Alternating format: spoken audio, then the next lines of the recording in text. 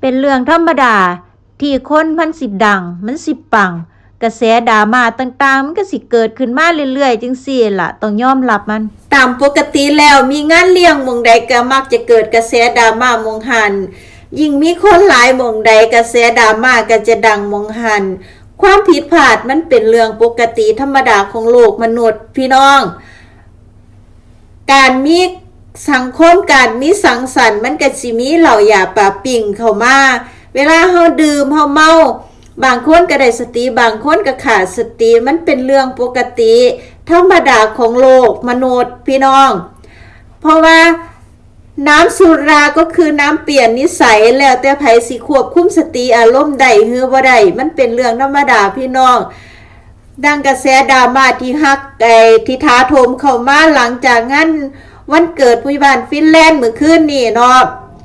ก็มีกระแสดราม่าว่าเจนนี่ซีโฟโตเกียวมิวสิกไปแย่งไม้อาจารย์เนาะอาจารย์อ้นเพิ่นกำลังแหล่กำลังร้องเพลงอยู่กำลังล่ำอยู่จังซี่นะเราผัดเมาจังซี่เราผัดเมาเราผัดไปแย่งไม้แล้วเราก็ไปสะบัดข้ามแน่จักหน่อยนึงซ้ำนั่นนะก็เลยได้กลายเป็นกระแสดราม่าขึ้นมาทุกงานเลี้ยงมันสิให้ราบรื่นหมดมันก็เป็นไปบ่ได้ดอกพี่น้องแต่ว่ามันก็บ่ได้เป็นเรื่องใหญ่อีหยังมากมายดอกก็ดีกว่าสิเกิดอุบัติเหตุหรือว่าอีหยังพี่น้องอันนี้มันพอเว้าพอเคลียร์กันได้อยู่แต่ว่าน้องเจนนี่ซิฟอร์โตเกียวมิวสิกเราก็ได้ออกมาขอโทษขอโพยแล้วรู้สึกเสียอกเสียใจบักหลายเลยที่เราเฮ็ดลงไปนั่นเราขาดสติซึ่งเราบ่เคยเฮ็ดแบบนี้มาก่อนแล้วก็เป็นเทื่อแรกเทื่อเดียวเนาะพี่น้องเนาะอันใดอภัยให้กันได้ก็น่าจะอภัยแต่ทั้งนี้ทั้งนั้นก็เป็นตามกฎตามเกณฑ์ของค่ายเนาะพี่น้องเนาะเพราะว่าถ้าบ่เฮ็ดตามกฎตามเกณฑ์มันก็สิเป็นตัวอย่างที่บ่ดีให้เด็กน้อยหรือให้น้องๆรุ่นหลังเนาะเพิ่นเป็นรุ่นพี่รุ่นแรกมันก็ต้องเด็ดขาดแน่จักหน่อยเพิ่นก็เลยทางค่ายก็เลยออกประกาศมาว่าให้เพิ่นพักงานซะก่อนแต่บ่มีกำหนดดอกว่ามื้อใดอีหยังจังใดแต่ทั้งนี้ทั้งนั้นน้องเจนนี่เพิ่นก็ได้น้อมรับคำลงโทษนั่นแล้วเพิ่นพร้อมที่จะให้ทั้งค่ายลงโทษเพิ่นว่าเพิ่นน่ะรู้สึกผิดแฮงเพิ่นแบบอยากให้ทั้งค่ายลงโทษถ้าทั้งค่ายบ่ลงโทษเพิ่นนั่นล่ะเพิ่นแฮงแต่สิรู้สึกผิดแฮงสำหรับเพิ่นคิดจังซั่นเด้เพิ่นเป็นผู้ใหญ่แฮงน้องเจนนี่น่ะเพิ่นเป็นอีหยังที่น่ารักเอนเตอร์เทนแขกการเฮ็ดงานอีหยังของเพิ่นเป๊ะมากๆเลยพี่น้องเพิ่นก็บ่เป็นหยังดอกถือว่าคิดว่าครั้งนี้ก็ถือว่าเป็นประสบการณ์แล้วก็เป็นประโยชน์ให้บุคคลรุ่นหลังอย่าได้เฮ็ดคือเพิ่นแค่นั้นล่ะก็คิดว่าสิไปด้วยดีดอกพี่น้องแต่ว่าณตอนนี้มันยังแห้งอยู่นั่นนะอันเพิ่นก็เลยให้พักไปซะก่อนแต่เพิ่นบอกว่าในประกาศนั้นบอกว่าบ่มีกำหนดแต่สิจังใดนั้นมันก็ต้องขึ้นอยู่กับผู้หลักผู้ใหญ่เพิ่นสิให้อภัยหรือบ่ให้อภัยสิกลับมาจังใดหรือจังใดในวงการมันก็ต้องเป็นจังซี่ล่ะพี่น้องมันเป็นเรื่องธรรมดาเนาะพี่น้องเนาะก็เป็นที่น่ายินดีกับผู้ใหญ่บ้านฟินแลนด์เพิ่นงานวันเกิดเพิ่น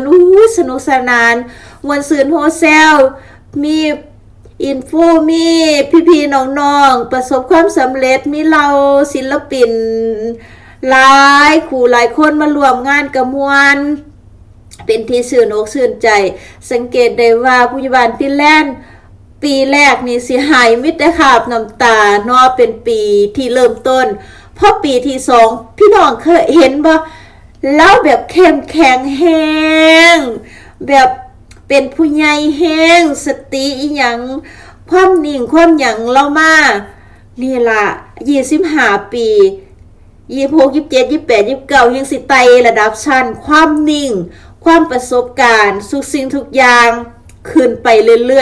อยๆมันก็สิค่อยสะสมความแกร่งไปเรื่อยๆแล้วพี่น้องที่นี่แหละความดังฮือว่าความปังก็สิชุดเล่าไปอยู่แล้วอดีตที่ผ่านมามันเป็นบทเรียนที่ดีๆเนาะให้เก็บมาคิดให้เก็บมาไตร่ตรองแต่ว่าสำหรับน้องเจนนี่นี่เพิ่นได้ขอโทษแล้วก็ยกโทษยกอภัยกันไปมันก็บ่เป็นหยังดอกคนเฮาเฮ็ดผิดมันก็ขอโทษมันก็แล้วดอกสังคมเฮามันเป็นจังซี่แหละ คนเฮ็ดผิดถ้าขอโทษมันก็ยกโทษให้พี่น้องแต่ว่าถ้าคนเฮ็ดผิดแล้วบ่ยอมขอโทษดันหน้านี่มันเป็นตัดกระทืบต่อเด้ แม่นบ่พี่น้องแต่ว่าถ้าคนเฮ็ดผิดแล้วยอมยกโทษบ่แม่นยอมขอโทษแล้วก็สิยอมรับในบทลงโทษนั้นบ่ว่าอีหยังสิเกิดขึ้นเฮาได้เฮ็ดไปแล้วแม้มันผิดไปแล้วก็ยอมรับมันซะมันก็แล้วมันก็จบเดี๋ยวสิ่งที่ดีก็สิกลับเข้ามาหาเฮาเองพี่น้อง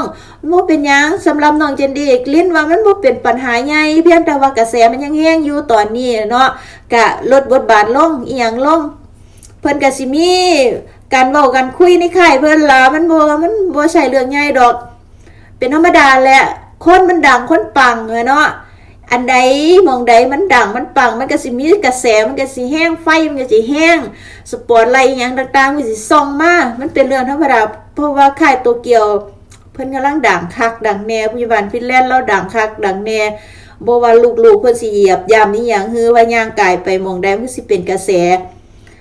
ที่เพิ่นเราบ่พอก็ยังสิส่องกระแสมาให้ลูกๆเพิ่นอีกต่างหากวงจรของเพิ่นคนรอบข้างของเพิ่น